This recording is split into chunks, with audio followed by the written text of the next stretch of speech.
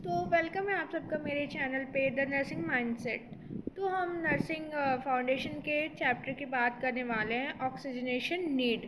तो ये जो हमारा टॉपिक है वो है ऑक्सीजन एडमिनिस्ट्रेशन, कि कैसे हम ऑक्सीजन को एडमिनिस्ट्रेशन करते हैं पेशेंट के अंदर। तो डेफिनेशन देखेंगे, oxygen administration is the process to provide supplement oxygen to the patient to maintain adequate oxygenation of blood and tissue. That's mean होता है कि जब भी किसी कंडीशन, किसी ट्रॉमा की वजह से हमारी बॉडी के अंदर ऑक्सीजन की कमी हो जाती है तो हम एडेक्वेट ऑक्सीजनेशन करते हैं ब्लड के अंदर और टिश्यू में, ताकि पेशेंट जो है वो ऑक्सीजनेट रहे। ठीक है, तो ये एक प्रोसेस होती है एडमिनिस्ट्रेशन की। अब इसका पर्पस देखेंगे कि पर्पस क्या होती है ऑक्सीजन थेरेपी की। टू प्रोवाइड रिलीफ हाइपोक्सिया, अगर पेशेंट के ब्लड में ऑक्सीजन का लेवल कम हो जाता है तो उसे हम हाइपोक्सिया कहते हैं। तो इसमें हम क्या करते हैं कि उसको हाइपोक्सिया से रिलीफ दिलाने के लिए यूज़ करते हैं। To decrease the work of breathing, जब इंसान ब्रीदिंग करता है, कोई भी बहुत ट्रॉमेटिक पेशेंट होता है तो वो ब्रीथ नहीं कर पाता एयरवे ब्लॉकेज की वजह से, तो उसकी ब्रीदिंग जो है वर्क वो जब डिक्रीज़ होता है तो जब ब्रीदिंग कम करेगा ऑक्सीजन कम हो जाएगा और वर्कलोड जो है वो ब्रीदिंग पे बढ़ जाता है। तो वर्कलोड को कम करने के लिए भी हम ऑक्सीजन प्रोवाइड कराते हैं। To decrease workload of heart को भी वर्कलोड कम करना पड़े इसलिए भी हम ऑक्सीजन प्रोवाइड करा देते हैं।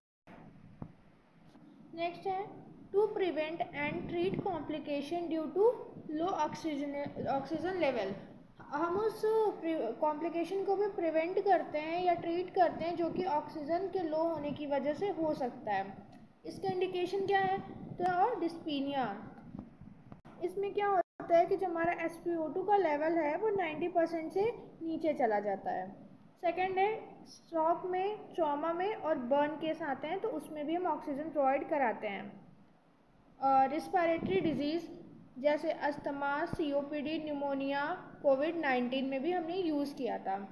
या पोस्ट सर्जिकल रिकवरी हो गई जिसमें हमारी मसल्स जो एनेस्थेटिक्स देने की वजह से जो स्केलेटल मसल्स होती है वो थोड़ा लो हो जाती हैं वर्क में, उसके लिए भी हम देते हैं। मायोकार्डियल इन्फेक्शन में देते हैं, MI में और कार्डियक अरेस्ट में, ताकि हार्ट को वर्कलोड ज़्यादा ना करना पड़े। सीवियर एनीमिया हो जाएगी तो हमारी बॉडी के अंदर जो ब्लड है वो कम हो जाएगा और ब्लड क्या करता है ऑक्सीजन को कैरी करता है।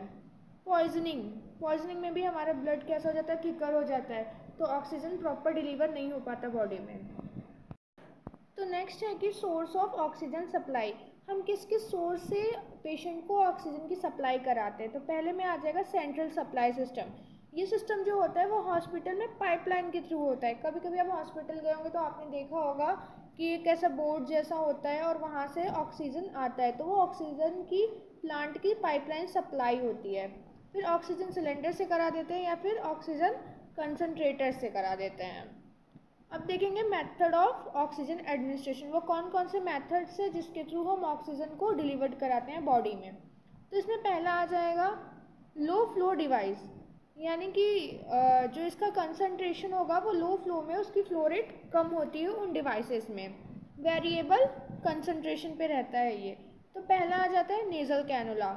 अब नेज़ल कैनुला की जो फ्लो रेट होती है वो होती है 1 से 6 लीटर पर मिनट, और ये कितने परसेंटेज की ऑक्सीजन डिलीवर कराता है, तो 24 to 44%।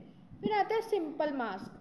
सिंपल मास्क में कितना हो जाएगा, अब 6 से 10 लीटर ये डिलीवर कराएगा और इसमें जो ऑक्सीजनेशन की कंसंट्रेशन रहती है वो रहेगी 40 से 60। फिर आ जाएगा पार्शियल रीब्रीथेबल मास्क, इसमें कितना हो जाएगा 10 से 6 ही रहेगा, लेकिन कंसंट्रेशन इसमें बढ़ जाती है, वो 60 से 90 कंसंट्रेशन हो जाती है। फिर नॉन रिब्रीथेबल मास्क में क्या हो जाएगा, इस मास्क में रहेगा कि 10 से 15 लीटर फ्लो रेट हो जाएगी और इसमें 100% का कंसंट्रेशन रहेगा ऑक्सीजन का। ये तो लो फ्लो हो गया। अब हाई फ्लो में देखते हैं। हाई फ्लो डिवाइस क्या होते हैं, ये फिक्स होते हैं और इनका कंसंट्रेशन एक्यूरेट होता है। इसमें आते हैं वेंचुरी मास्क। वेंचुरी मास्क में क्या रहेगा, 4 से 12 लीटर पर मिनट इसका जो रहेगा फ्लो रेट होगा और कंसंट्रेशन रहेगा 24 से 60%। फिर high flow rate nasal cannula, इसमें नेज़ल कैनुला जो रहेगा उसकी फ्लो रेट ज़्यादा रहेगी। फिर रहता है मैकेनिकल वेंटिलेशन, जो क्रिटिकली इल पेशेंट होते हैं उन्हें हम वेंटिलेटर्स पे रखते हैं, तो वहाँ पे जो ऑक्सीजनेशन डिलीवरी का मेथड होता है वो मैकेनिकल वेंटिलेशन के थ्रू होता है। तो नेक्स्ट जो है वो है इक्विपमेंट रिक्वायर्ड्स, यानी कि ऑक्सीजन डिलीवर करने के लिए हमें कौन कौन से इक्विपमेंट चाहिए होता है। तो इसमें सबसे पहले आ जाएगा ऑक्सीजन सोर्स, यानी कि कोई भी पाइपलाइन या ऑक्सीजन सिलेंडर ऐसा कोई सोर्स होना चाहिए। फिर उसका फ्लो मीटर और रेगुलेटर, ये मैं आगे आपको चार्ट में दिखाऊंगी, एक पिक्चर है उसके थ्रू समझाऊंगी। ह्यूमिडिफायर की बॉटल होनी चाहिए, उसमें भी क्या होना चाहिए, स्टेराइल वाटर होना चाहिए। फिर उसके बाद डिलीवरी डिवाइस, यानी कि किस चीज़ से हम ऑक्सीजन प्रोवाइड कराएंगे, जैसे कैनुला हो गया और मास्क जो मैंने आपको बताया था लो रेट और हाई रेट के थ्रू। पल्स ऑक्सीमीटर मॉनिटरिंग के लिए होता है कि पेशेंट का ऑक्सीजन लेवल कितना गया। फिर प्रोसीजर देखते हैं, तो क्या करेंगे, वेरीफाई डॉक्टर ऑर्डर। पहले हमें बिना डॉक्टर के प्रिस्क्रिप्शन के नर्सेज कभी भी ऑक्सीजन थेरेपी प्रोवाइड नहीं कर सकती, तो हम डॉक्टर्स ऑर्डर चेक करेंगे। फिर अपने हैंड को वॉश करेंगे, वो तो हर प्रोसीजर के पहले होता है। फिर पेशेंट को प्रोसीजर एक्सप्लेन करके कंसेंट लेना मैंडेटरी है। फिर असेंबल इक्विपमेंट्स, कनेक्ट करेंगे फ्लो मीटर और ह्यूमिडिफायर को। कनेक्ट करने के बाद जितना भी ह्यूमिडिफायर है उसको स्टेराइल वाटर से हम फील कर देते हैं।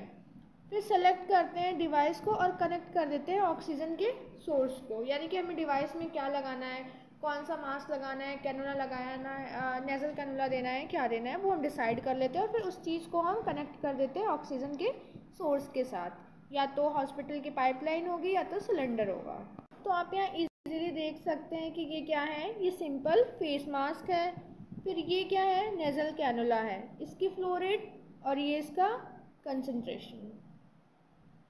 ये क्या है, पार्शियल रीब्रीथेबल मास्क है, इसकी फ्लो रेट कितनी है, 6 से 10 लीटर पर मिनट, और इसका कंसंट्रेशन कितना है, 60 से 80%। ये नॉन रीब्रीथेबल है और ये वेंचुरी मास्क है, ये इसका फ्लो रेट है और ये क्या है, कंसंट्रेट है। नेक्स्ट हम क्या करेंगे, नेक्स्ट में हम एडजस्ट करते हैं जो भी प्रिस्क्राइब फ्लो रेट होती है, डॉक्टर हमें फ्लो रेट प्रिस्क्राइब करके बताता है।